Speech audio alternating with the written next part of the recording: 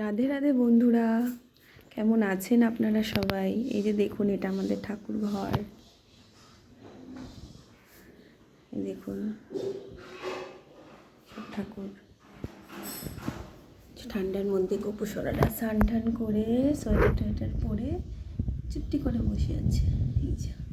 এই যে একটা ছোট্ট গোপুসোনা, যে এই যে একজন, দেখুন কত সুন্দর সোয়েটার পরে বসে আছে। ওদের তো অনেক ঠান্ডা লাগে, বলুন, তো ছোট্ট বলতে পারে না।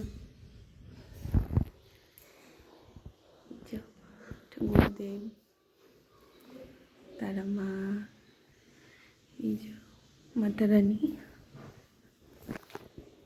এদিকেও আছে।